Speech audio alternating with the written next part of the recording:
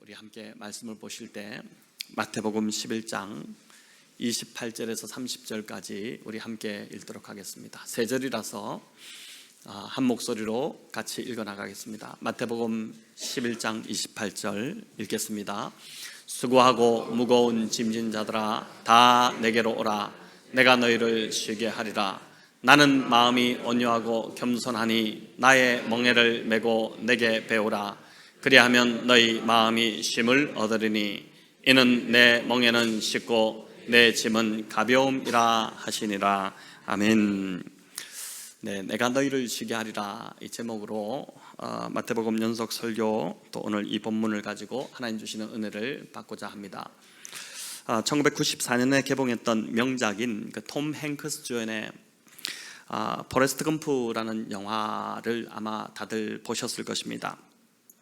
지능이 낮은 영화 속 주인공은 사람들이 달리는 것을 보고 아무 생각 없이 무작정 달리기 시작했습니다. 그런데 그걸 보고 또 다른 사람들이 포레스터와 함께 달리기 시작했고, 이내 많은 사람들이 줄을 지어 그 대열에 합류하기 시작했습니다. 아마 그 장면을 여러분 기억하실 텐데, 왜 달리는지, 무엇을 위해 달리는지 묻지도 않은 채 달려가는 그 사람들의 모습이 저는 참 코믹했었습니다. 그런데 그 장면은 오늘날 어디를 향해 달려가는지도 모른 채, 또 왜 달려가는지도 모른 채 그저 경쟁적으로 달려가는 현대인들을 풍자한다고 할 수 있습니다. 불행하게도 현대인들은 안식을 모른 채 하루하루 바쁘게 달려가고 있습니다. 세상은 참 정글의 법칙이 지배하는 곳이다 보니 이렇게 달리지 않으면 뒤처질 것 같고 도태될 것 같은 마음에 그 불안함에 더 질주를 합니다.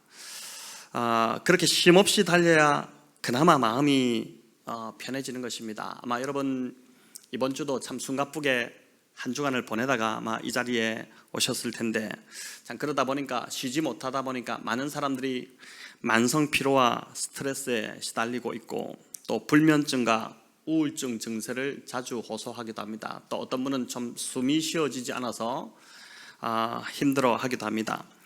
삶은 간간히 좀 내면을 들여다보고 점검할 시간이 필요한데, 그런 시간도 없이 뒤처지지 않으려고 아침에 일찍 일어나고 저녁에 늦게 눕는 삶을 반복하고 있습니다.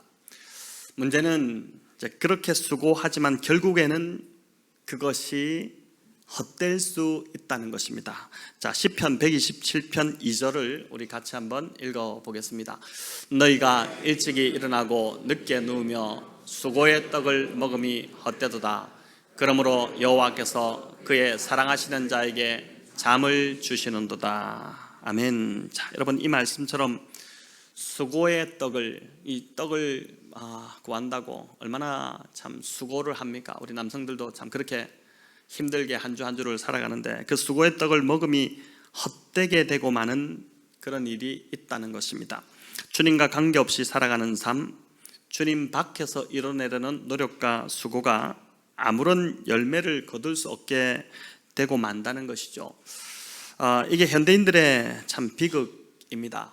무한 경쟁 시대 속에서 살아남기 위해서 새벽같이 일어나 수고하고 밤늦게까지 잠을 청하지 못한 채 쉼 없이 달려가지만 그 결과는 아무것도 남지 못하고 참 이게 진정한 안식과 행복을 누리지 못할 때가 많다는 것입니다. 여러분, 이게 얼마나 참 안타깝고 또 허무하고 비극적인 그런 인생입니까?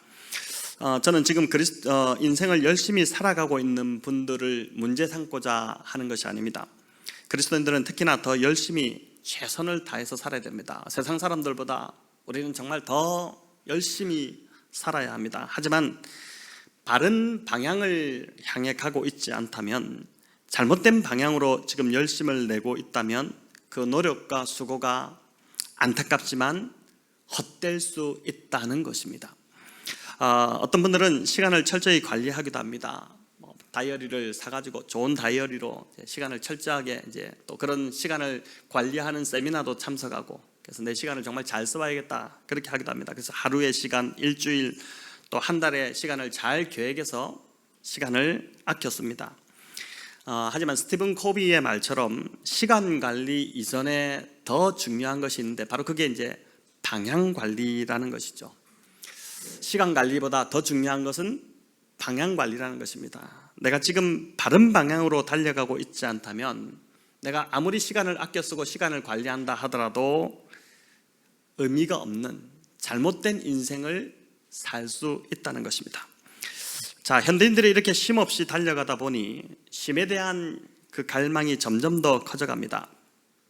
사람들이 가장 선호하는 단어도 힐링이나 쉼과 같은 그런 단어들이고, 그러다 보니 사람들의 이런 니즈를 반영하여서 이제 방송 프로그램도 보니까 이런 프로그램들이 인기가 많습니다. 요즘 텐트박은 유럽 아마 많이들 보시기도 하고, 또 삼시세끼 이런 프로그램도 있었고, 최근에는 보니까 전현무 계획이라고 했습니다.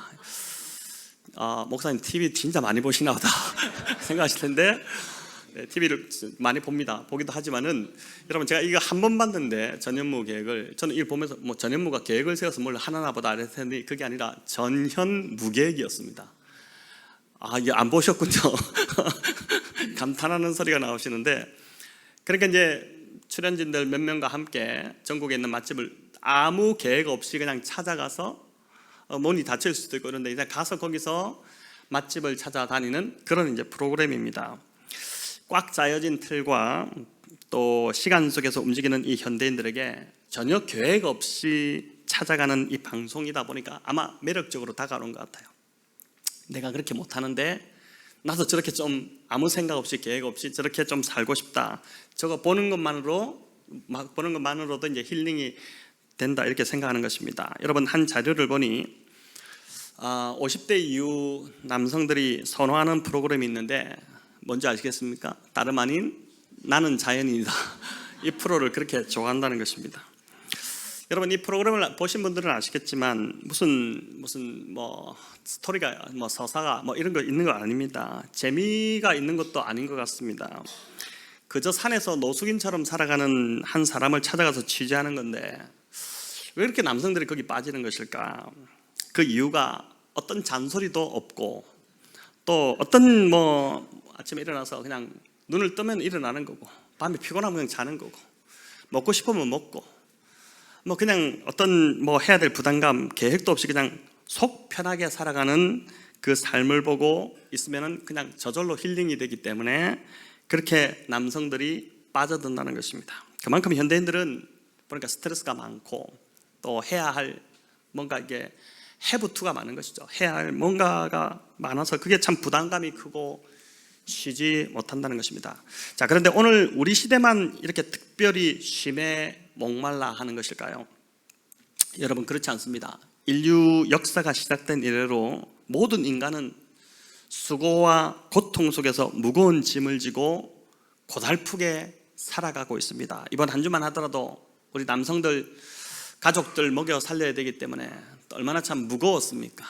얼마나 무겁게 각자 하는 일들은 다 다르지만은 힘겹게 또 이번 한 주를 열심히 그렇게 살다가 오지 않았습니까? 그러다 보니까 어떤 날은 참 고달프기도 하고 내가 지금 뭘 하고 있나 싶기도 하고 그런 생각이 들지 않습니까? 여러분, 그래서 시편 90편에서 모세는 이렇게 노래합니다. 우리 같이 한번 읽어보겠습니다. 우리의 연수가 70이요 강건하면 80이라도 그 연수의 자랑은 수고와 슬픔뿐이요. 아멘. 여러분, 인간의 연수가 70이요 강건하면 80이라고 합니다. 요즘은 의술이 좀 발달돼서 90, 100세까지도 좀 더 이제 오래 사시기도 하는데, 하지만 그 인생에 자랑할 것이 고작 모세는 뭐라고 합니까? 수고와 슬픔뿐이다, 이렇게 고백합니다.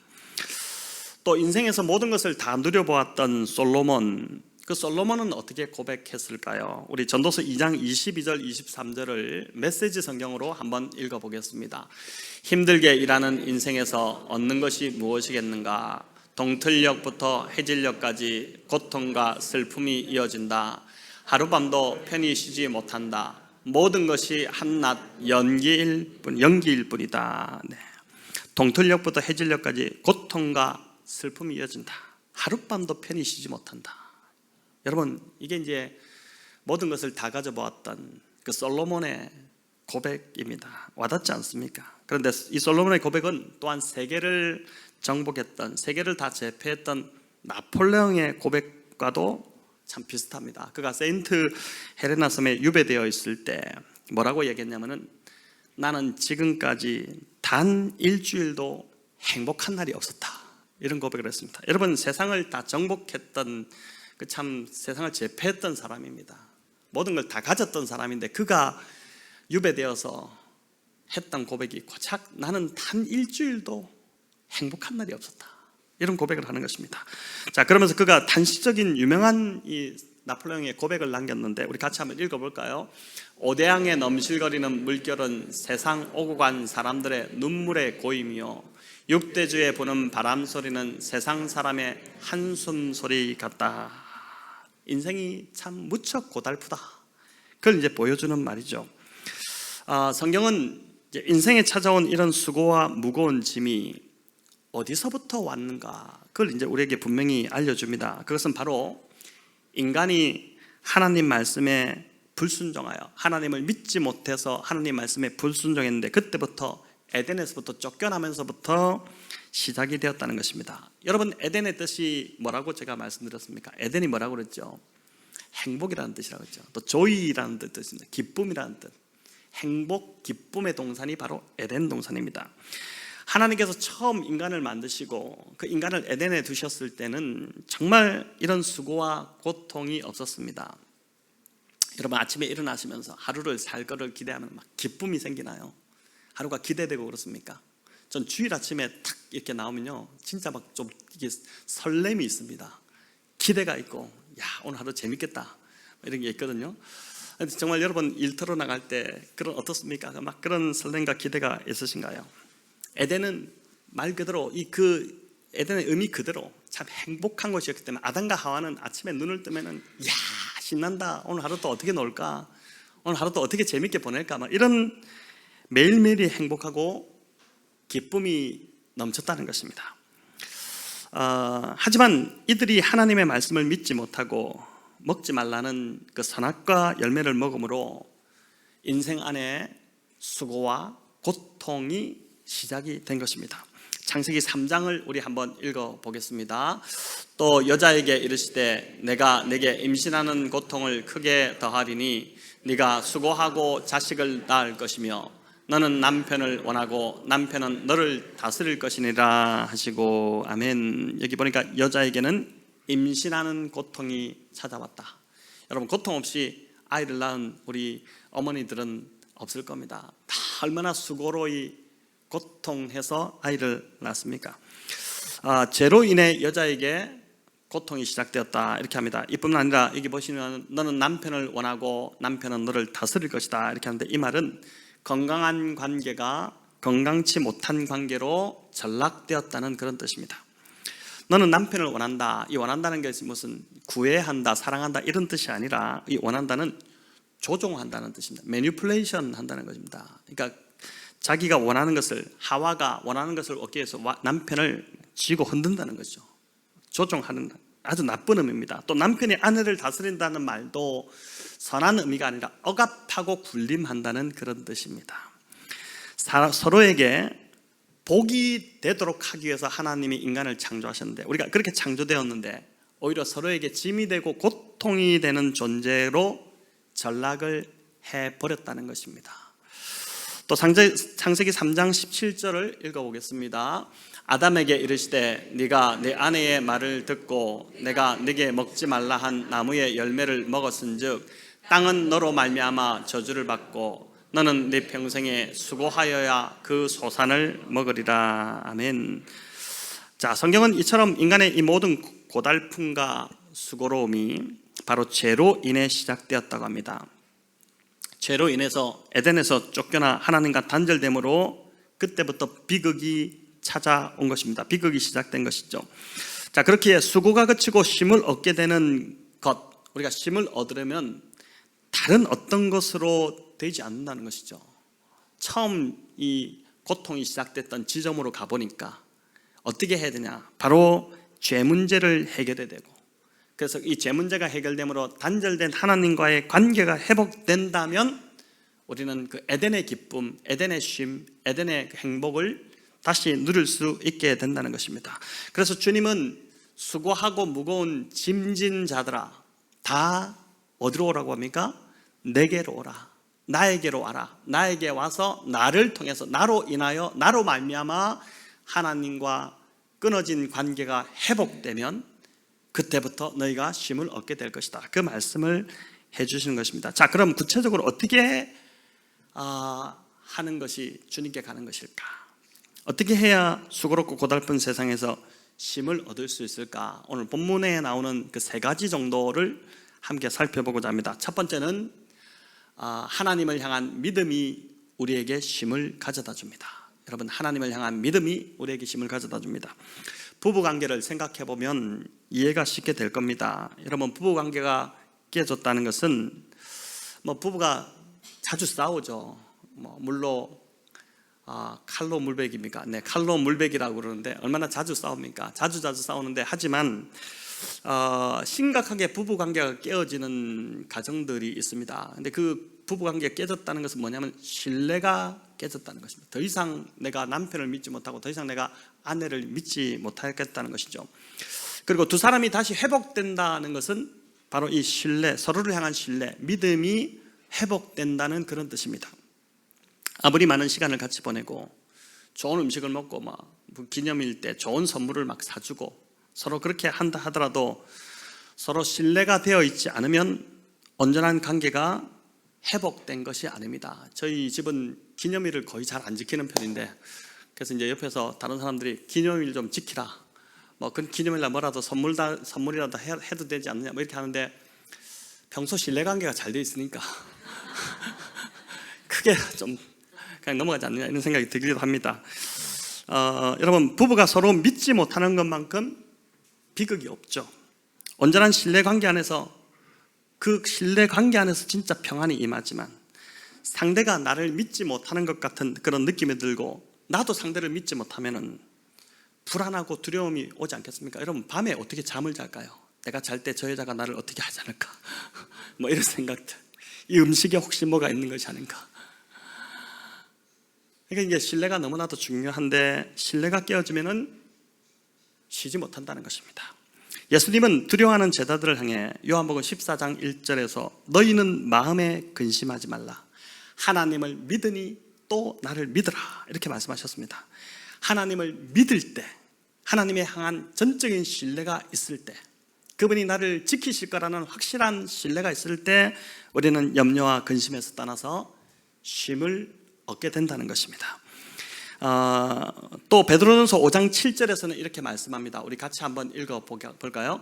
너희 염려를 다 주께 맡기라, 이는 그가 너희를 돌보심이라. 아멘. 참 너무 좋은 말씀이죠. 염려를 맡기라, 그러면 주가 너희를 돌보신다. 염려를 맡기되 어떤 거는 맡기고 이거는 내가 못 맡기겠다 이런 것이 아니라 다 주께 맡기라고 합니다. 그렇게 하면 주님이 반드시 돌보시겠다고 약속해 주시는 것입니다. 여러분, 아이들이 뭐가 잘 안 될 때 부모님한테 갖고 오죠. 맡깁니다. 이거 좀 해줘, 아빠 이거 해줘, 이렇게 맡기면은 부모님이 어떻게 합니까? 이제 해주시죠. 다 해줍니다. 어떨 때는 야 네가 해 이렇게 하기도 하지만 다 해줍니다. 근데 그걸 맡겨놓고 아이가 와가지고 그 조바심 나서 그걸 할 수 있나, 아빠가 저걸 할 수 있나 못 할 수 있나 이렇게 하는 아이들은 없지 않습니까?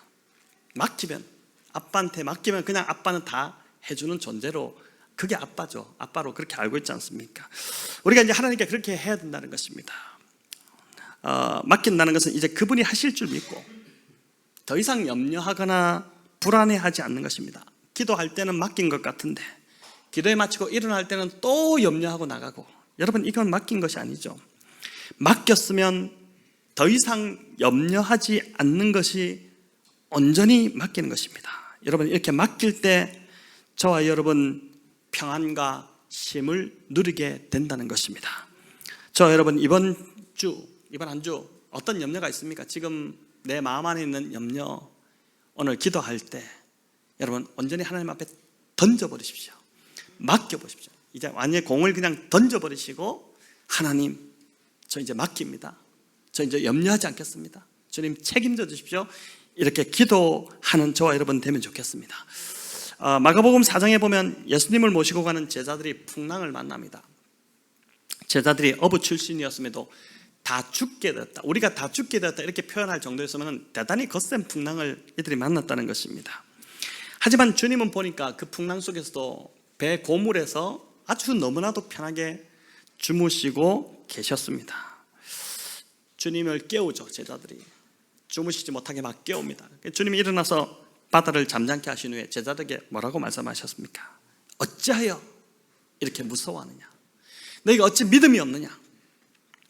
그러니까 제자들이 두려웠던 이유가 주님에 대한 믿음이 없었기 때문에 두려웠다는 것입니다. 우리 인생도 마찬가지입니다.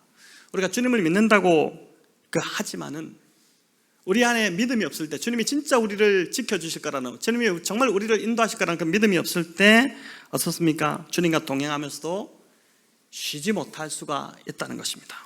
성도 여러분, 오늘 이 말씀 앞에서 예수님을 굳게 믿으시기 바랍니다.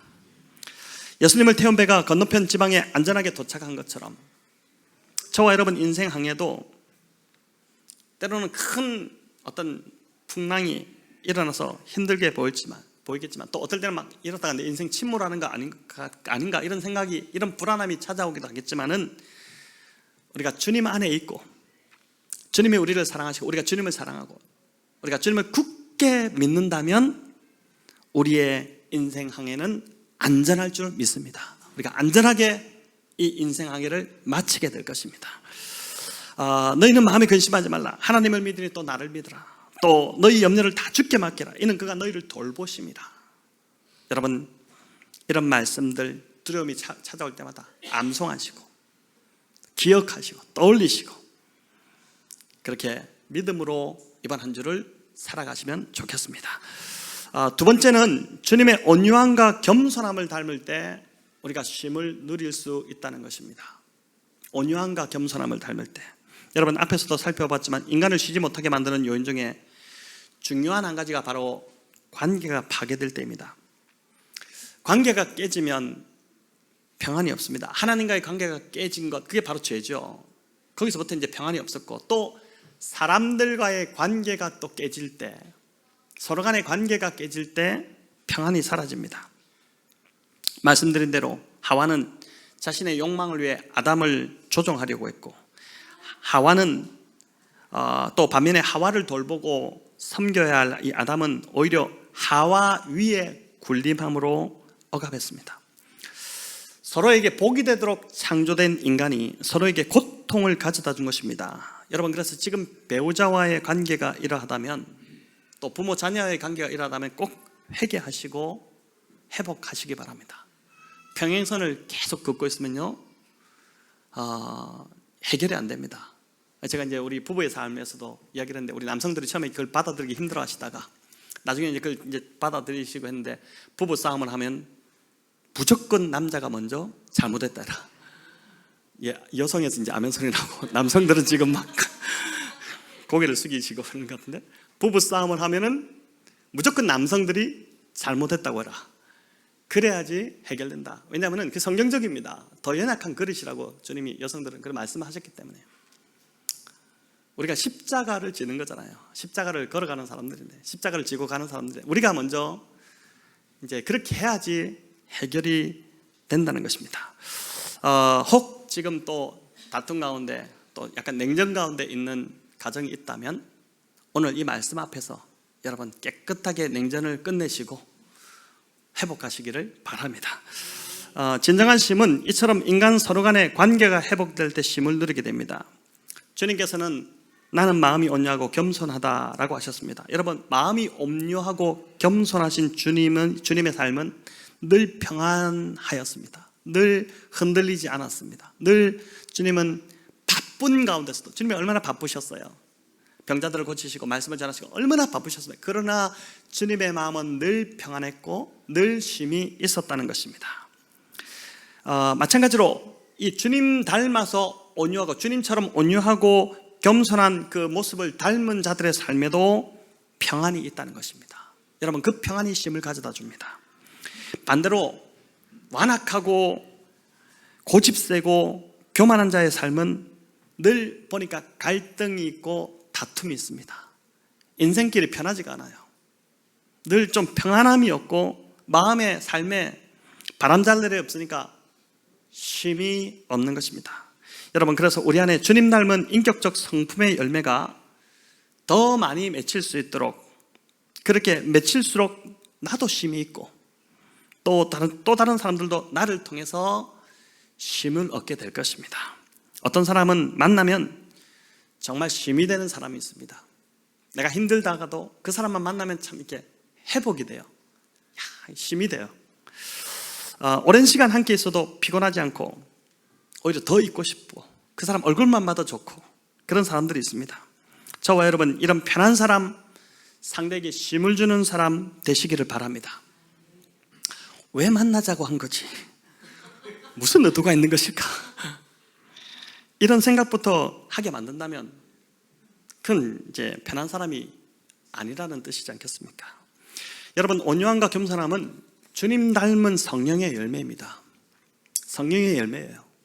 주님께 갈 때 쉼을 얻듯이 우리가 주님 닮아갈수록 나도 쉼이 되고 더 많은 사람에게 쉼을 주게 될 것입니다. 여러분, 목소리만 들어도 쉼이 되고, 내가 힘들 때 전화하고 싶은 사람, 그 사람 목소리 한번 들으면 내가 좀 쉼이 되겠다, 이런 사람 되어야 하지 않겠습니까?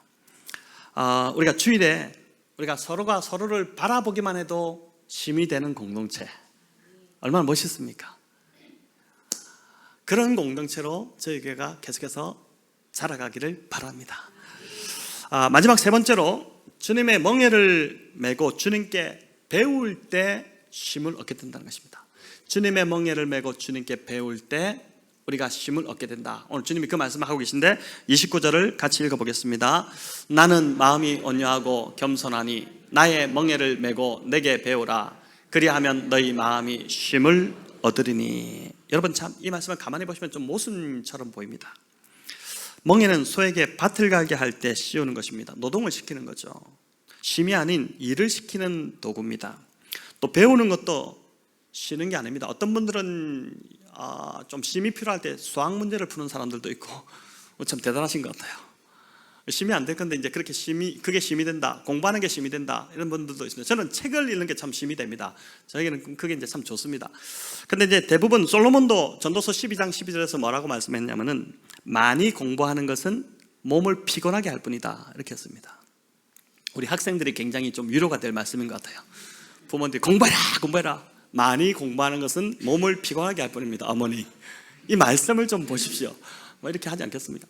자, 그렇게 했는데, 그런데 왜 주님은 나의 멍에를 메고 내게 배우라, 그리하면 너희 마음이 쉼을 얻을 것이다, 이렇게 말씀하셨을까요? 멍에는, 여러분, 멍에가 어떤 건지 알고 계십니까? 멍에는 원래 소 2마리가 함께 일하도록 딱 묶는 기구입니다. 그러니까 한 마리가 끌면은, 쟁기를 끌면 또 힘이 좀 붙일 수 있으니까 2마리를 탁 묶어서 끌고 나가게, 밭을 갈고 할 때, 그게 이제 멍에인데, 이스라엘에서 소의 멍에를 지울 때는 우리나라도 종종 그렇게 하기도 하는데, 이제 했다고 하는데, 이제 이스라엘에서 소의 멍에를 지울 때 종종 어미 소와 새끼 소를 함께 멍에에 씌웠다고 합니다. 이렇게 씌우면 좀 안 맞잖아요. 새끼 소는 멍에가 안 질 거잖아요. 그러니까 이렇게 하는 이유는 어미를 보고 이 새끼 소가 배우게 하기 위함이었다는 것이죠. 근데 멍에는 이렇게 지면은 거의 어미 소가 다 멍에를 지게 됩니다. 새끼는 멍에를 매지 않은 것이나 다름없게 됩니다. 다윗은 이 원리를 깨닫고 시편 69편 19절에서 이렇게 노래했습니다. 우리 같이 한번 읽어보겠습니다. 날마다 우리 짐을 지시는 주, 곧 우리의 구원이신 하나님을 찬송할지로다. 아멘. 여러분, 우리가 멍에 없이 이 땅에 살아간 사람 없어요. 다 인생의 무거운 짐을 다 지고 갑니다. 그러나 우리가 이 멍에를 우리 주님과 함께 지게 되면은, 나는 거의 이제 어미소와 새끼소가 어미소와 함께 질 때 거의 멍에를 지지 않은 것처럼 그렇게 된다는 것이죠. 우리가 주님께 바짝 붙어 있기만 한다면, 뭐 이거는 말씀 묵상이나 예배나 기도나 이런 시간들이지 않겠습니까? 늘 또 주님을 기억하고 생각하고 그런 시간이죠. 그렇게 하기만 한다면은 어떻게 해요? 우리의 멍에를, 우리의 짐을 우리 주님이 다 지어주신다는 겁니다. 우리는 주님과 함께 가기만 하면 이 땅을 걸어가는데 그냥 아주 수월하게 가게 된다는 것이죠. 내가 지어야 될 멍에의 무게를 이제 주님이 져주십니다. 그 반면에 우리가 주님과 멀어지면 멀어질수록 어떻게 됩니까?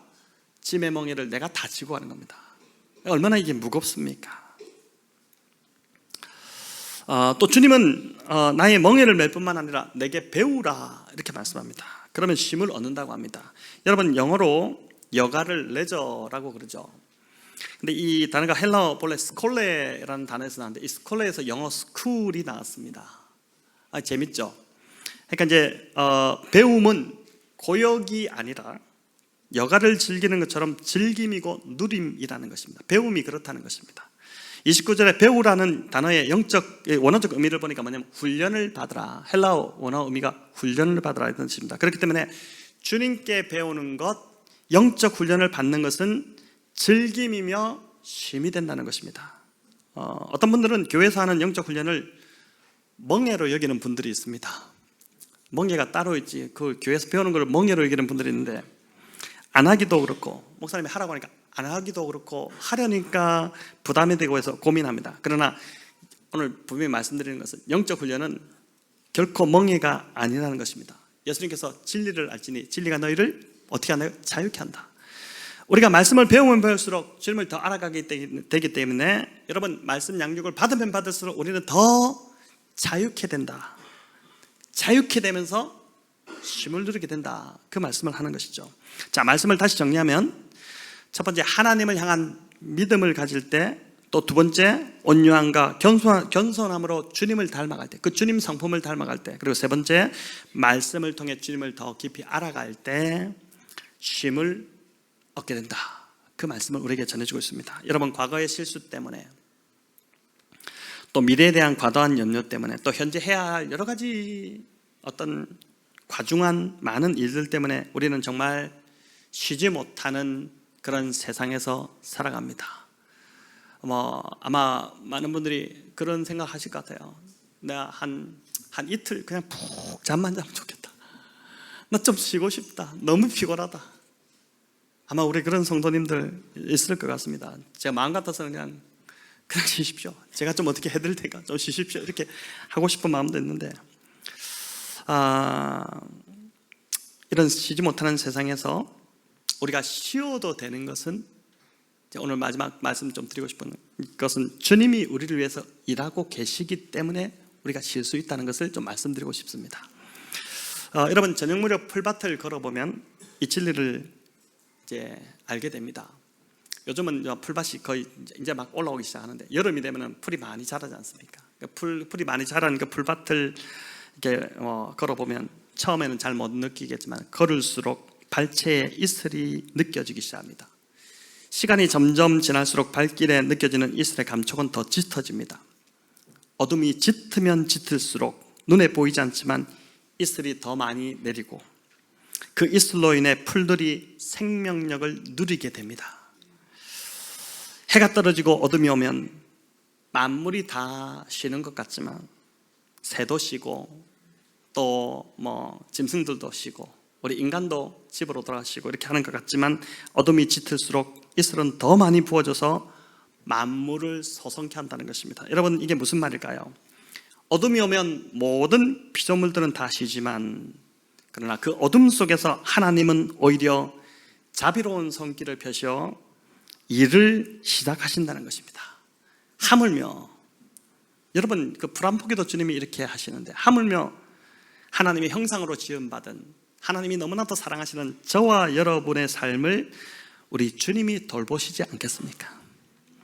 밤이 어두워질수록 이슬이 더 많이 내리듯이 저와 여러분의 삶 역시 어둡고 힘들수록 하나님께서 더 강하게 일하시며 역사하신다는 것입니다. 하나님께서 화를 만드시는 장면을 보면 이 부분이 더 이해가 됩니다. 우리 창세기 2장 20절 21절 같이 한번 읽겠습니다. 아담이